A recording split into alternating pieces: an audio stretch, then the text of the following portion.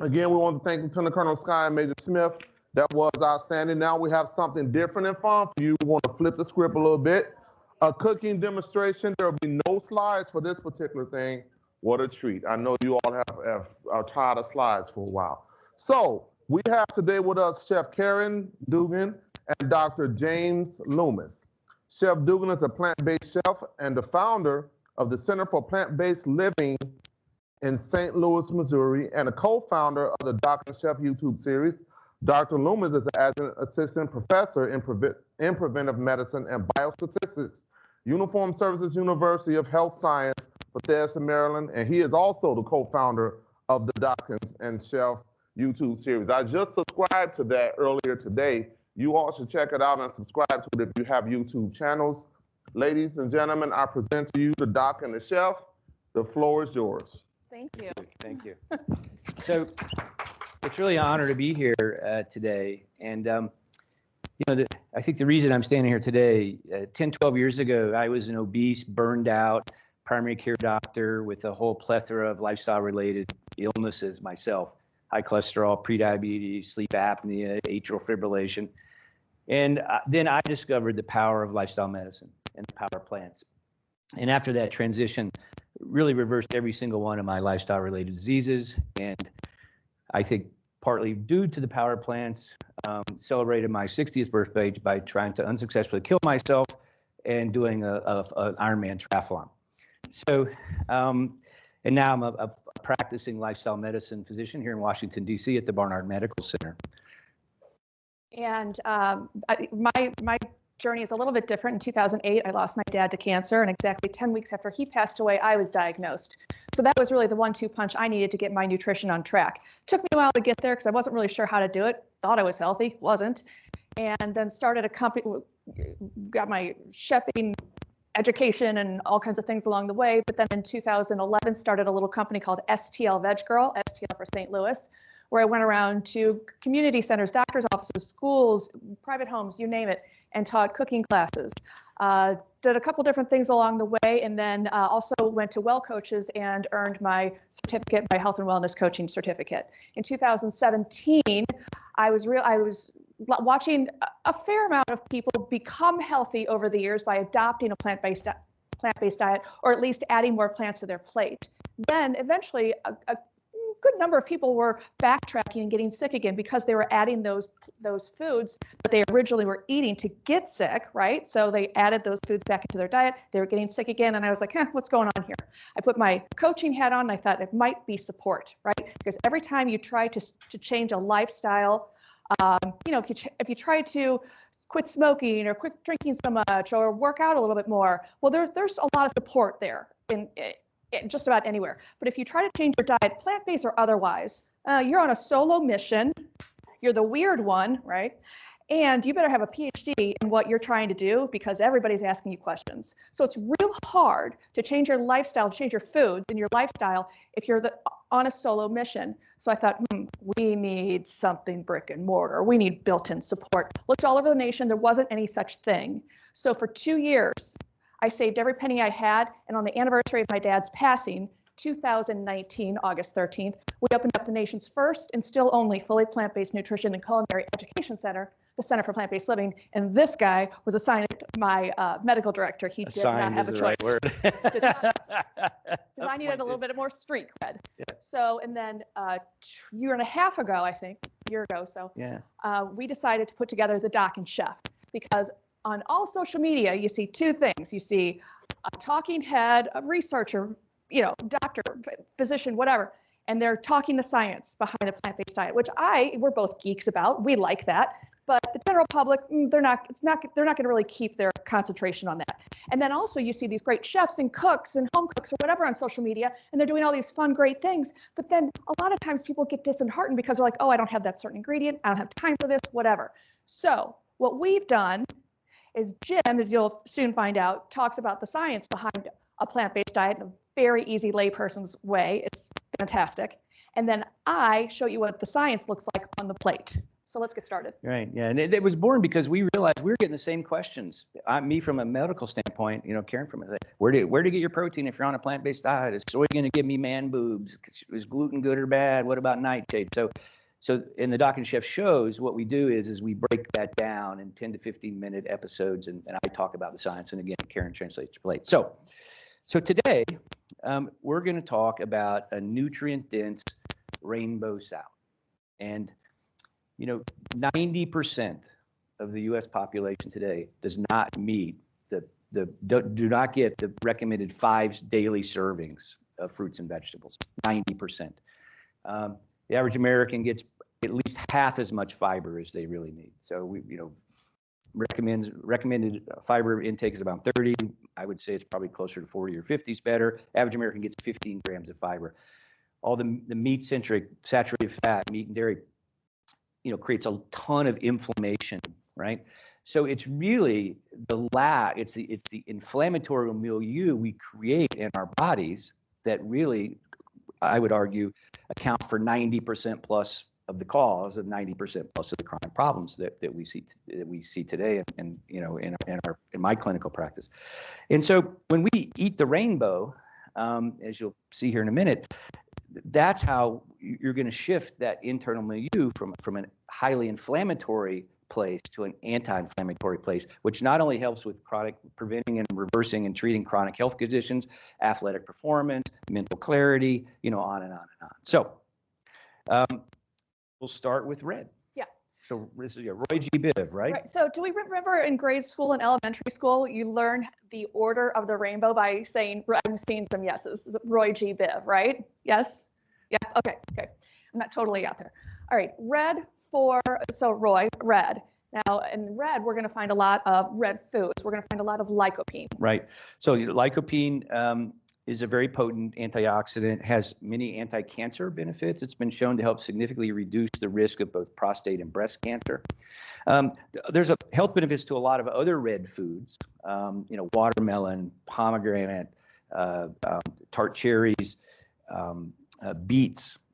Those have all been shown to help with athletic performance because these antioxidants, when we perform physical activity, we create oxidative stress because our oxygen use goes up, and the inability to mitigate oxidative stress. I mean, if you think about the color of the standard American diet, go to McDonald's, what's the color on the plate, right? It's brown, right? So there's no dietary antioxidants to offset the oxidative stress, and excess oxidative stress can damage muscles. It's actually what causes the delayed onset muscle soreness when you exercise. But also, again, increased risk for many chronic diseases can damage DNA. Now, what's interesting about lycopene in tomatoes, now we're using raw tomatoes here, but if you cook tomatoes, that significantly increases the availability of lycopene. So the idea is, but it decreases the amount of vitamin C. So it's really about getting a mix of foods, not all raw, not all cooked, but for the lycopene piece, really cooked tomatoes, that you get a bigger bang for your buck, but there's still plenty of lycopene and vitamin C in the tomatoes. So marinara sauce that thing up. There you go. And now O for orange, right, and beta carotene. Right. So beta carotene, again, good for our vision, eye health, also potent antioxidant. Interesting enough, just like tomatoes, when you cook carrots, the beta carotene availability goes up, but the vitamin C availability goes down. So again, it's really about a mix of raw versus cooked. Also very high in fiber. Yes. Yellow bell pepper, and interestingly enough, vitamin C. Right, and there's more sources of vitamin C, and we'll talk a little bit more about why combining these foods, vitamin C, with some of the other foods is so important here in just a minute. So we have surprise, we have three greens. Three greens. So it's Roy G, Biv. Right. And we have soybeans, very protective in especially breast health, breast cancer health, trying not to get breast cancer, right. Unprocessed soy. Right. So the thing about soy, some of the confusion comes from some of the early studies that were done looking at the association between soy intake and breast cancer included a lot of highly processed soy. But the closer you get to whole bean, so edamame is whole bean, that's a young soybean. Tempeh is whole bean. You don't want to get any more processed than soy milk or tofu. So tofu is just curdled soy milk, where you take the curds and press it in a block. That's why if you go to a Chinese restaurant, you'll see bean curds on the menu. That's just tofu. So they have, phytoestrogens. And so what happens is we know that one of the big drivers of breast cancer risk is overexposure, lifelong overexposure to estrogen, right? So starting your periods at a young age, never being pregnant. Obesity is a huge risk factor because, our adipose tissue has an enzyme called aromatase that takes some of the natural testosterone that women make and turns it into estrogen. So you see very high estrogen levels. Phytoestrogens block the estrogen receptor so that the natural estrogen can't bind. It's almost like tamoxifen, right? It does the same kind of thing. So it's been shown to significantly, regular soy intake, 2 to 4 cups a day, servings a day, has been shown to significantly lower the risk of breast cancer. It's been shown to lower the recurrence rate in breast cancer. And actually, another hormone-dependent tumor is prostate cancer. It's been shown to significantly reduce the risk of prostate cancer. But the key is, again, you don't want textured vegetable proteins, soy-based protein powders. This highly processed soy can actually activate another estrogen receptor, which may increase the risk. So you want to stick to the minimally processed soy. And again, soy milk is fine. Tofu's fine. You'd have to be a little careful about soy milk. Some of it's got sugar, and some of them they'll emulsify it with palm oil. What you're looking for is just soy milk, soy and water kind of thing. So ingredients that you can spell and say. Yeah, right. We've introduced our first vegetable, kale. So again, a family really of superfoods, and one thing people may not realize that so the scientific name for kale is Brassica oleracea. That's also the same exact name for broccoli, cauliflower, which we'll have here in a minute, Brussels sprouts, kohlrabi. They are the same plant. And they've been selected, they derived from wild mustard, and they've been selectively bred over the course of, a few hundred years to focus on different aspects of the plant, right? So the flower is the broccoli and the cauliflower. The stem is kohlrabi. The lateral buds are the Brussels sprouts, right? And broccoli, again, the flowers on top. Cabbage are the buds. They're all the same. They're all the exact same plant genetically, which is interesting. Most people don't realize that. Very, very, though, potent antioxidant, anti-cancer compounds. But there's a trick to maximize that. Yes. So here we have broccoli, which is another cruciferous vegetable. And broccoli actually has a compound is made. It's called sulforaphane. And it's made by a couple of cofactors after you chop the broccoli. So when you get home, after you go and get your broccoli tonight, bring it home and chop it up, and then put it into a container or bag or however you're going to store it in your refrigerator. You want that broccoli to sit for at least 45 minutes before that sulforaphane is made, okay? Now, after it's made, after it's created, you can do whatever you want with it. You can boil the hell out of it. You can saute it. You can blend it and put it into a soup. Doesn't matter. It's going to have that sulforaphane. But you want to make sure you chop and stop, right? And then you eat your broccoli. Same thing with a lot of these cruciferous vegetables, but you're going to find one of the very highest amounts of sulforaphane created in broccoli. It's actually number 2. Number 1 is broccoli sprouts. Right. Yeah. If you can stand to eat sprouts, right? I personally do not like the texture, so I like to hide it. I make a pesto, a walnut pesto, sulforaphane, walnut pesto broccoli sprout. Right. Pesto, it's really the only way I can eat it. But you just little tricks like that to get in that nutrition. But sulforaphane, highly, highly anti-cancer in broccoli and broccoli sprouts. So what's interesting about that is the enzyme myronase, which actually creates the sulforaphane, is heat unstable. So if you heat up, that's the reason if you cook it, it deactivates the myronase, so you can't make the sulforaphane. However, there is a little trick you can do to reactivate it, right? Right. So if you're buying, a lot of people ask, well, what about frozen veggies? Because I love the frozen veggies. Me too, right? You're not going to be able to make sulforaphane out of that by bringing home a bag and re-chopping it, because the enzymes have been deactivated, because that helps with shelf stability or frozen stability. So you're right, you have to reactivate it by adding a fresh cruciferous vegetable to that. Magic, science, I love it, so geeky. But where are you going to find that cofactor? Mustard powder. So why mustard powder? Because mustard is also a cruciferous. So if you add just like even 1/8 of a teaspoon, You don't have to taste it. I mean, unless you want to taste it, you can add more. But just add a pinch of mustard powder. Mix it all up into your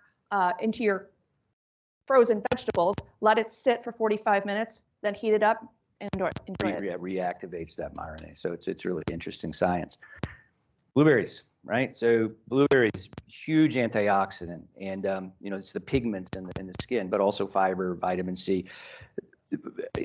Blueberries are associated with decreased risk for Alzheimer's disease. We know that Alzheimer's is in many ways a chronic inflammatory disease, but also many other the fiber lowers your risk for stabilizes blood sugar and lowers blood pressure, on and on and on. Also great for athletic performance. Again, it's the ability to mitigate oxidative stress. Our bodies have a very limited ability to mitigate oxidative stress. This is why you get so sore after you work out if you're not eating the rainbow.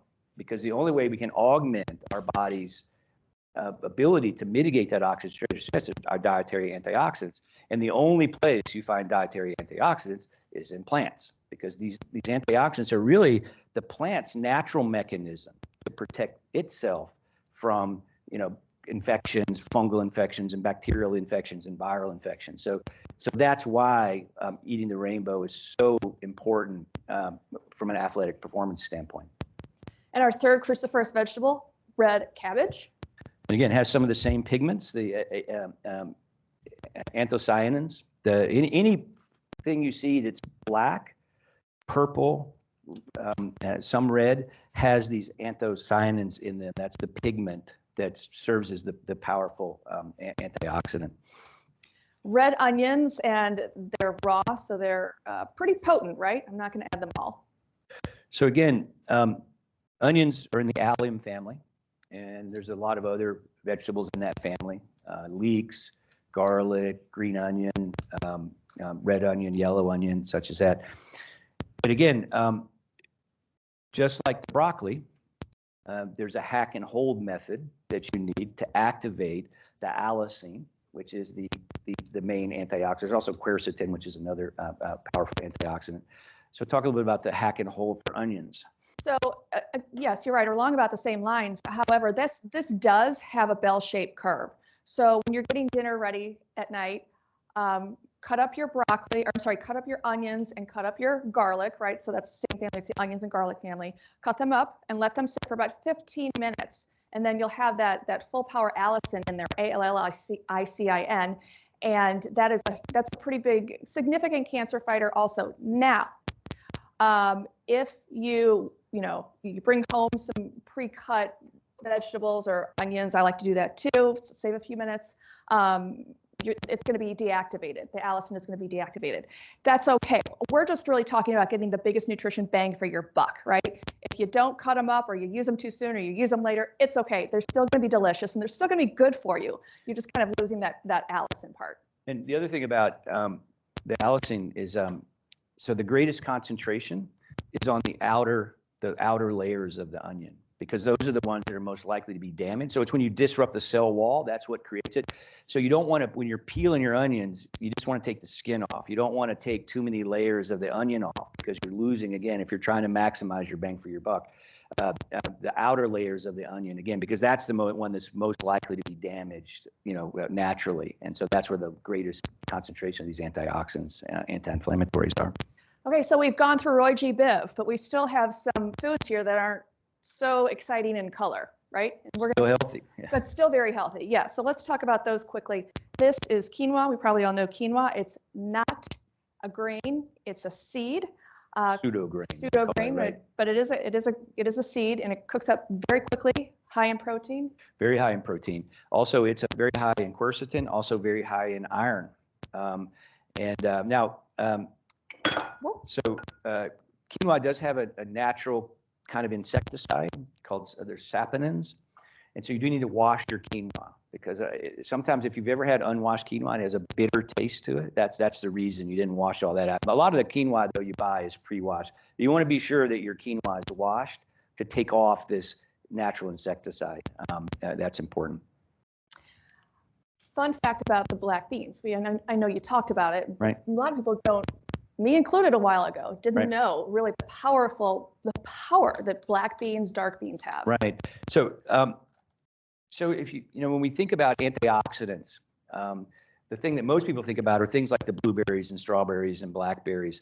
It turns out the foods that have some of the highest antioxidant scores are dark beans, black beans, because the pigments in the skin of the black bean are the same as the ones in the blueberries, except at a higher concentration. Tons of fiber, tons of protein. And so again, I think one of the problems we have in modern society, the way we think about food, is we don't talk about food anymore, right? We talk about what food's made out of. We worry about our protein and our carbs and our fat, and that's led to some crazy ideas, right? I mean, I'm sure there's people in this room are old enough to remember we used to demonize fat, right? Snackwell's cookies, right? It was like, and it became like free food. There's no fat, I can eat as much as I want, which was in the early 80s when the obesity epidemic started. Today, we're worshiping protein and we've demonized carbs, right? But it's not carbs or protein that's the problem. It's the package they come in, right? So if you're getting your protein from chicken breast or from steak or fish, what else are you getting within that package? You're getting saturated fat, right? What are you not getting? You're not getting potassium to lower your blood pressure. You're not getting dietary fiber. You're not getting dietary antioxidants, right? So many of the health benefits of a plant-based diet are because of this kind of substitution effect, right? And as for those of you who heard Robert Cheek talk a couple nights ago, plants have protein, and the natural macronutrient ratios of a plant-based diet are about 70 to 75% unprocessed carbs, 10 to 15% protein, 15% fat. But most of that fat's unsaturated, and we worry about getting enough protein on a plant-based diet. But here's the thing. If you do the math backwards, so the average person needs maybe 65 to 85 grams of protein. Rarely do you need more than that. If you do the math backwards, if you're getting 15% of your protein and say you weigh 80 kilos, you're going to be right in that 0.8 to 0.9 grams per kilogram. I'm training for an Ironman. I probably need double the protein. Endurance athletes at that level probably need 1.2 to 1.6, right? But guess what? I'm not eating 2,000 calories a day anymore. I'm eating 4,000 calories a day. So what happened to my protein intake? Doubled. So it's not protein we need to worry about. It's calories. Well, really need to worry about is fiber. But if you're eating enough calories on a diverse whole food plant-based diet, you're going to get plenty of protein, right? And again, from an athletic standpoint, the carbohydrate content, when you're getting 70, 75% of your calories from carbohydrate, that's, what do we burn for fuel when we exercise, right? Well, it's glycogen. And so maximizing the amount of carbohydrate is the way you're going to refill your gas tank most efficiently. And another powerhouse, our last cruciferous vegetable? Cauliflower. Again, we've already talked about ad infinitum about the importance of the cruciferous vegetables. And although, maybe a little S&P salt and pepper on top of this mixed in, I think you would probably eat it as well. Yep. But it's still kind of boring. So let's spice this thing up. Yep. I actually get to do a little bit of work now. Yeah, there you go. Okay. To a blender, I'm going to add just a little bit of water because I'm going to turn this upside down eventually. And I don't want our tahini that we're using as a base, I don't want it to stick to the top. Actually, I'll add just a little bit more so we do get everything blended well. All right, so I like to use ground sesame seeds. That's what tahini is. And if you've never tasted it, I like to say, I don't know, maybe it's like a boring peanut butter, right? That's about right. But it makes a great dressing or just like a dip base. It does have fat in it, so you have to be a little bit careful. You don't want to eat spoonfuls of it every day because it does have fat, but it's a whole food, right? So it's got fiber, it's got a ton of calcium in it. So there are a lot of health benefits of tahini, but that is one thing. Nuts and seeds in general, you have to be a little bit careful with because of all the fat, but they're part of a whole food plant-based diet for sure. I'm going to add 2 garlic cloves, more of those Allison, and they have been crunched. Crushed. That's a highbrow culinary term. So I have 2 garlic cloves in there. Yeah, all professional.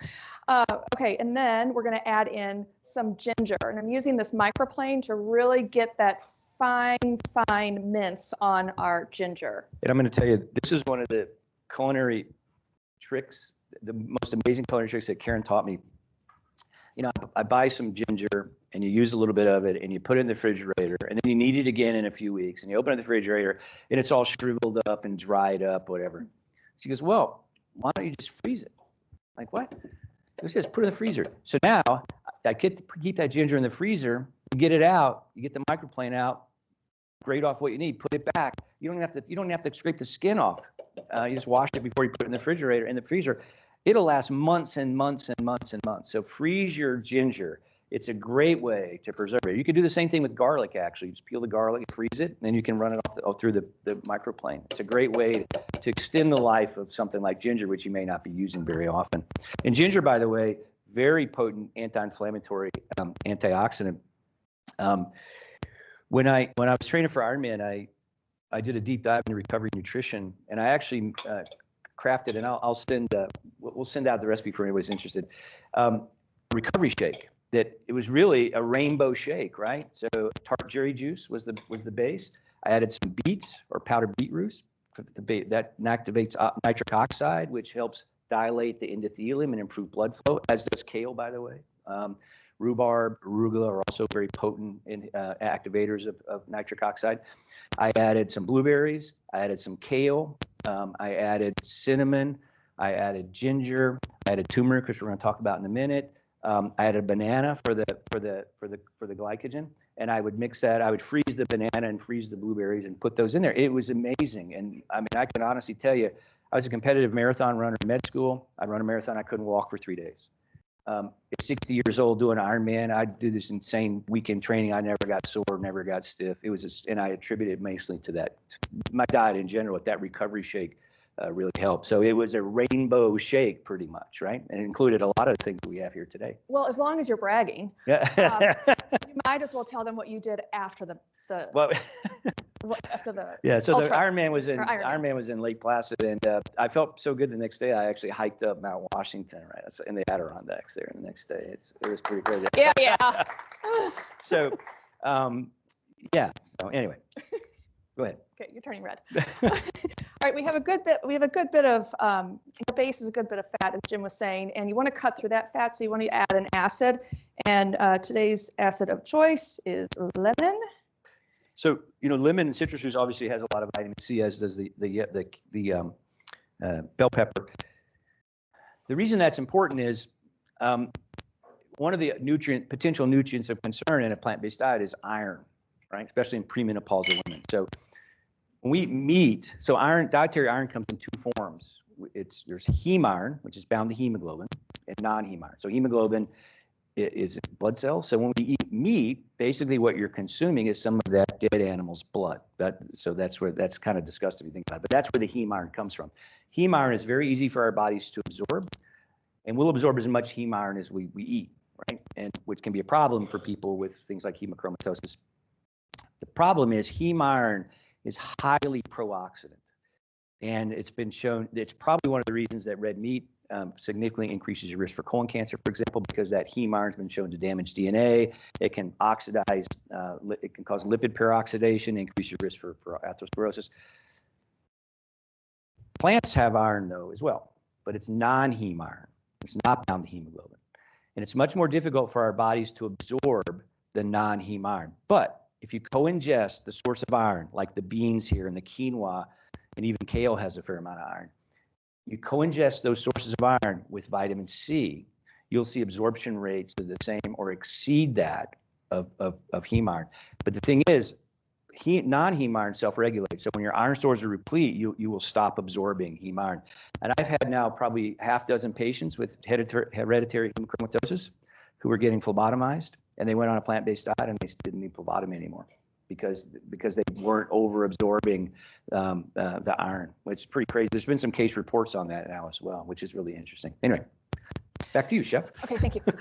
Now we're going to add in a little bit of turmeric, ground dried turmeric for color, but most importantly for the anti-inflammatory properties.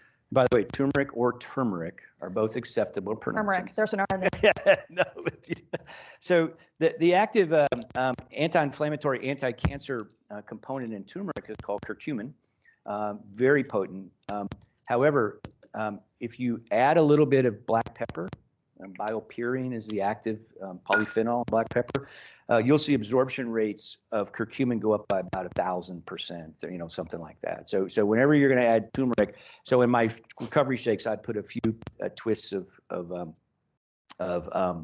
black pepper in there to help activate that turmeric. Now we need a little bit of sweetness to really round this out, and we have some soaked dates here. Now you could use, I like date paste, which is dates and water, or maple syrup is also a good choice. Some people will use agave, and if you do honey, you can do honey. But the thing about if you use the dates, though, it retains the fiber. So it's a whole food, right? I mean, I use a little maple syrup, but dates and date paste are great. Now you can't sweeten coffee with it because it won't dissolve. But using dates or date paste, and date paste is just doing this and then mashing it up, soaking them and mashing them up. But dates are a great sweetener, and if you're using soaked whole dates like this, you're getting more fiber. So this whole thing, I mean, this bowl's got probably 80 grams of fiber in it. I mean, it's crazy, right? Yeah. Okay, so we'll just blend it up.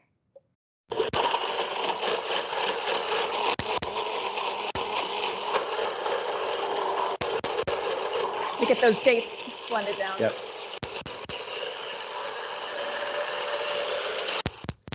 Oh, by the way, so in my recovery shake, you would add a scoop or so of, typically I was looking for 25 grams of protein in that immediate post-exercise period. So I'd use hemp protein powder or pea protein powder, not the soy. You can use beans. You can use white beans. They're a neutral flavor, but to get that 25 grams, it's a little harder. The protein powder, I don't use a lot of supplements in powder, but for that particular athletic recovery where I needed that big jolt of protein, just after exercise. And again, it's about 25 grams is what you need in that 30 to 40 minutes right after exercise to really maximize muscle protein synthesis. You take your cute little, where'd you get these things? Those are mine. Okay. I cook at home too, Okay. And then the drill. We've all made a salad, right? Toss everything really well. Normally you get your hands in there. I do. I use my hands all the time. I've gone through so many bags of gloves. It just seems to be the most effective way. But all right, so this is, and what I do want to say, okay, all right.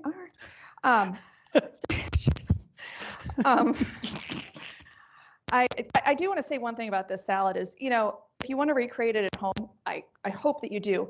But it's not about having every single ingredient. If you don't have tomatoes, if you don't have, whatever, you want to if you want to use some sweet potatoes instead of carrots, fine, do that.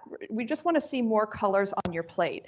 And if you do half of the colors, at lunch and half of the colors and for dinner, whatever, just in a 24-hour period, really do yourself a favor and get as many colors on your plate as possible. This is just one example of many. Yeah, I mean, roasted butternut squash would be great in here. Pumpkin, again, it's the orange, it's the carotenoids. When you see orange, it's got those carotenoids. So again, there's a lot of ways to it's really about trying to eat the rainbow every single day. Okay, so I am going to add, I didn't add it to the salad dressing, but I'm going to just a real small, because I think that it helps, just a teeny bit of salt. There we go. Yeah. All right. So I think that Colonel Keel was gonna. What are we doing? We're doing does anybody want to taste this? Oh, so we are Not going with to those draw onions in there. Ma'am, how you want to do this? I know, how many bowls do you have up there? We have 4 cups. 4 cups? Mm-hmm. All right. Do we want to raffle this off, or who wants to try it? Anybody? Oh, yeah. First There's a 4 lot hands. of Well, people there's who 4 wanna right. Well, I try. see 5. We have some brave souls. Can I get 6? Can I get 6? I see 6. Can I get 7? 7 one more time for 8? No. All right. To our virtual audience, You're awesome. Thank you, because I'm going to eat this. we but are, no onions. unfortunately, obviously, you cannot taste test this with us today, but we're passing out the recipes to our live attendees.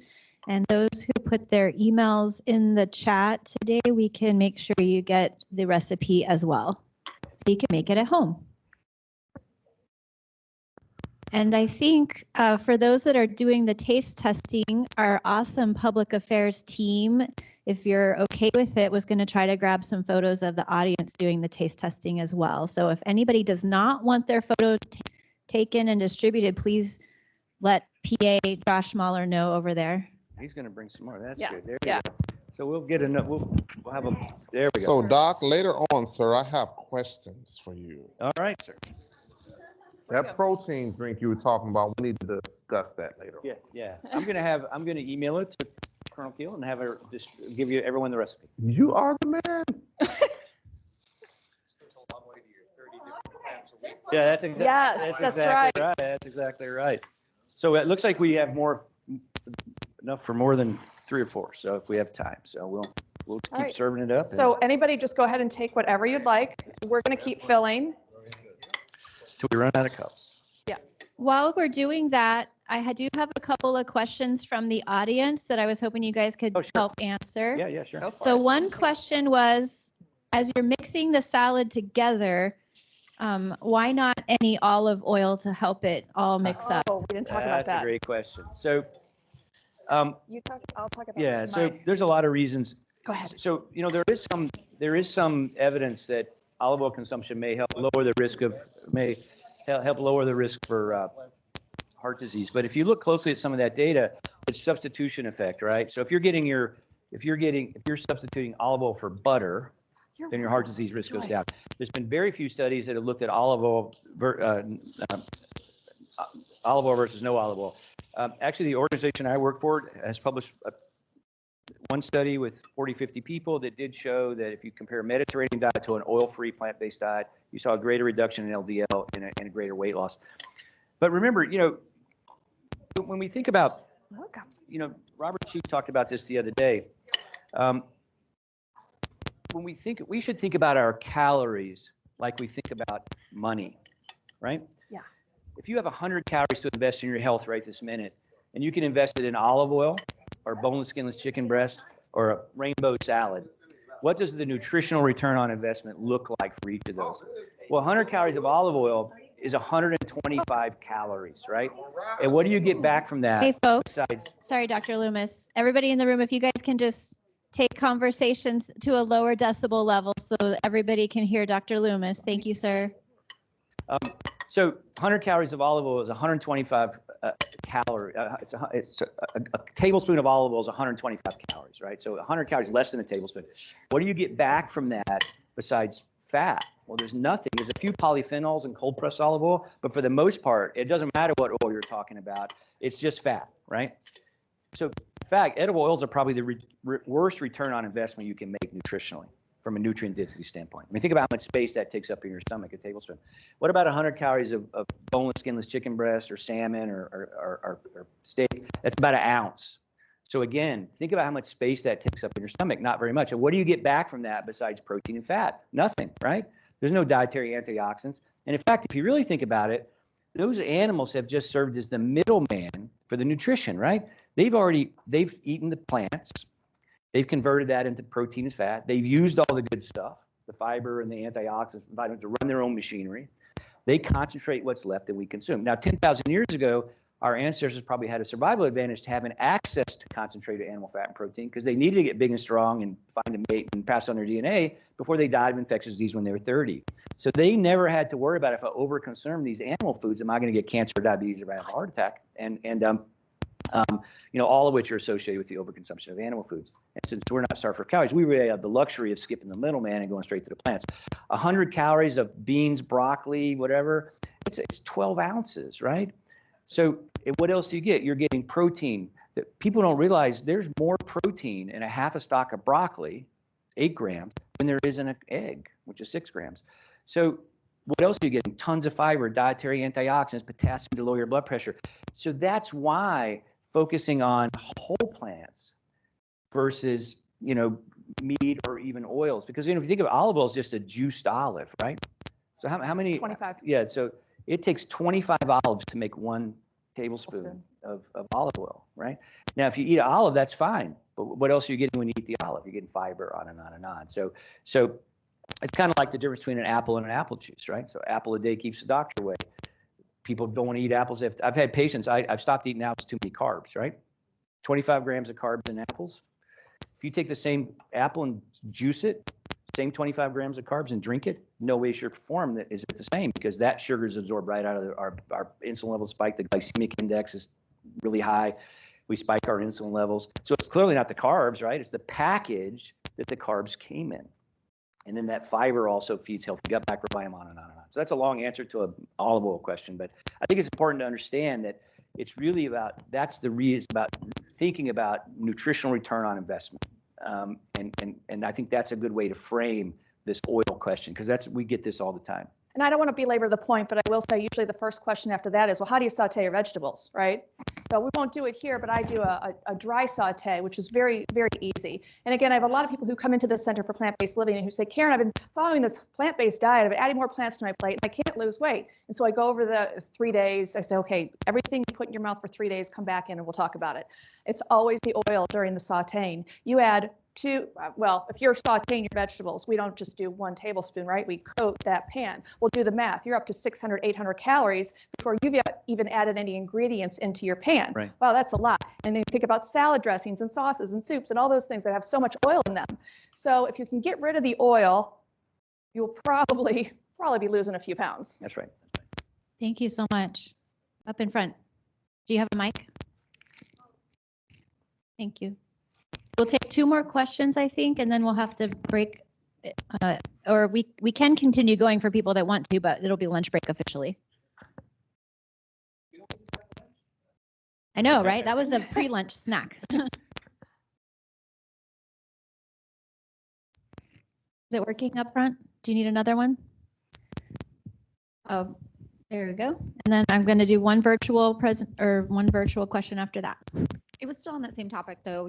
You said you dry saute. So is there a specific technique that you use for it, or how do you, again, not get it to stick to anything? Do you use add something else to it so it doesn't stick? Great question. Thank you. No, you want to make sure that you have a fail-safe there. So a little bowl of water or vegetable broth off to the side. And plants have water in them, right? So once you heat them, that water starts to come out, and it makes it very easy to run those vegetables around the pan. You don't need a special pan.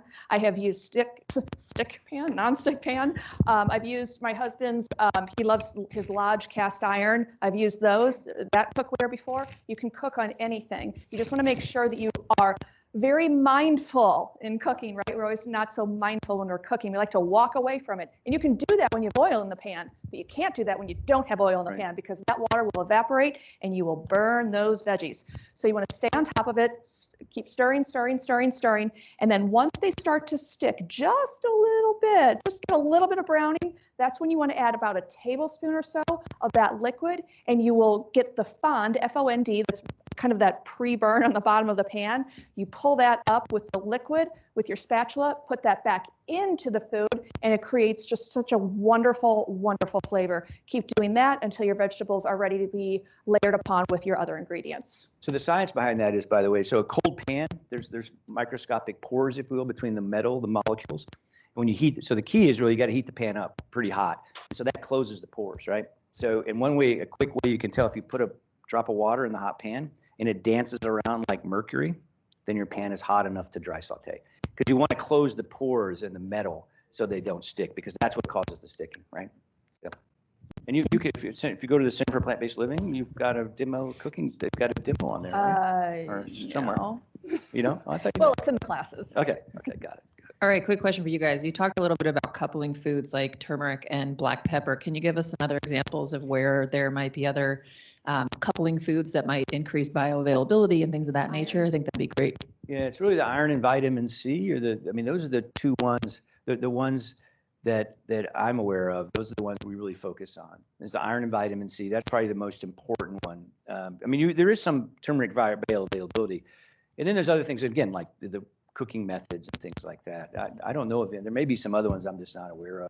Those are the two big ones. Forgotten about. So. There's one virtual question, Dr. Jen Bell. I saw your hand up. I don't know if you want to come off mute or want me to read your question.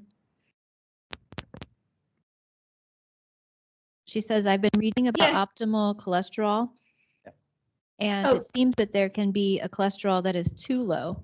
What is the best way to increase cholesterol for those who are committed to plant-based, whole food, and oil-free diets? So, you know, there's a little bit of evidence that very low cholesterol levels are associated with like suicide and depression and things like that. But that's in patients that are on statins, right? So I don't think, I think if you really look at optimum cholesterol levels from a cardiovascular disease standpoint, we're talking LDLs in the 50s probably is optimal, less than 70. We call acceptable less than 100, but it may even be lower than that. So if you're lowering if you have a low cholesterol naturally because you're eating a whole food plant-based diet or you're exercising and all, I don't think you need to really even worry about it. One interesting thing though that we see sometimes in cholesterol, and this happened to me, oftentimes when people go on a very low fat whole food plant-based diet, their HDL level will drop. So, you know, HDL serves the purpose of reverse cholesterol transport. So what happens is when your cholesterol drops below a certain threshold, typically we see it when the total cholesterol gets down to the 150s, you know, LDL's down below 70, your liver will stop making HDL because you don't need it anymore, because you don't need that reverse cholesterol transport function. And so in med school, like I said, I was a marathon runner. My LDL was close to 80, and same amount, you know, 40 years later, same amount of more exercise, really. Whole food plant-based diet, my total cholesterol runs in the 150s, my LDL's in the high 50s, but my HDL is only like 38, and that's fine. Some of the cardiologists will kind of freak out about that, but it's not anything to worry. That's a natural physiologic effect of being having a very low cholesterol through a healthy plant-based diet. There's another question that asks on the same lines: can HDL be too high? So that's an interesting question too. There is some recent evidence that, you know, you'll see, especially in women sometimes, you'll see HDLs 100, 120. That may, there's been a lot of controversy or research recently about rethinking the way we think about HDL. It's probably not the HDL level, it's the number of HDL particles and the size of the HDL particles, kind of the way we're thinking a little more about LDL now, that it's, you know, LDL's so high density lipoprotein. There's a whole spectrum of densities within the category of HDL. And so there is some evidence that these very high HDL levels may be suboptimal. I have not seen someone go on a plant-based diet and bring those really high HDL levels down. I just haven't seen that much, probably because the N is too small. But it is an interesting question that these 120 HDLs, again, and I've seen it mainly in women. And I don't know if anyone else has experience with that, with these very high HDL levels. Yeah. So I think there's some Mendelian genetics studies that have been shown that people who genetically have a higher HDL don't have improved cardiovascular mortality. Right. So we really, I think, are de-emphasizing the importance of HDL. Right. And I think, you know, if you're really worried about it, you need to do the advanced lipoprotein test. And I don't do a lot of that in my practice because the answer to all of it is a whole food plant-based diet and exercise and don't stress out and stop smoking. And so it doesn't really change too much my clinical approach for the most part.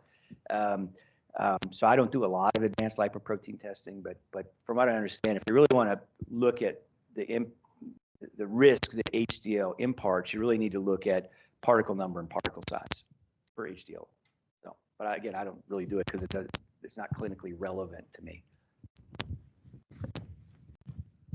That's correct. You need to look at the HDL, that we can now do particle size for HDL. Right. And especially if someone has a high HDL and a family history of heart disease, we now recognize that 2 of the smaller HDL particles are actually pro-atherogenic. Right.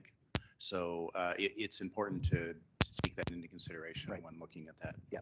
I mean, occasionally I'll do it if I'm trying to stratify.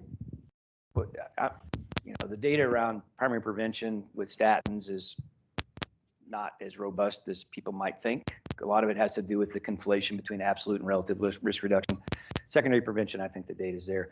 So I usually have to have a pretty good reason to put someone on a statin. And so sometimes if we're to the point we can't get it down where we want it for whatever reason through diet, exercise, sometimes I'll do the advanced lipoprotein test, and I'll check a lipoprotein A, I'll check a CRP. Sometimes I'll do coronary calcium scores and help make that final decision. Do I really want to put this certain person on a statin? That's my clinical approach. There's another question virtual that I think is really good. Some folks in the room who have experience with our military service members may have some recommendations as well. So if you want to speak to this in the room as well, please raise your hand. It says, asking someone who does not have access to this variety or ability to cook to try this has many barriers.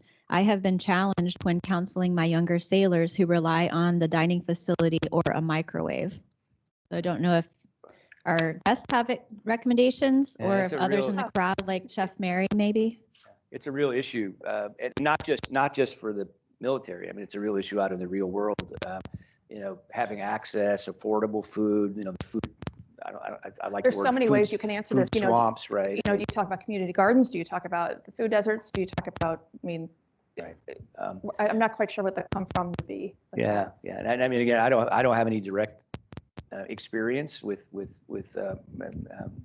service members. So really quickly, they've got a health promotions team at the Air Force Academy that helps base a lot of this discussion around the prep school out there, where they do have limited access to things like a full oven or excuse me, a full stove, and it is truly like a microwave is what you get. And I think that goes in lockstep with things like the $4 eating healthy on $4 a day food stamp cookbooks as well that exist.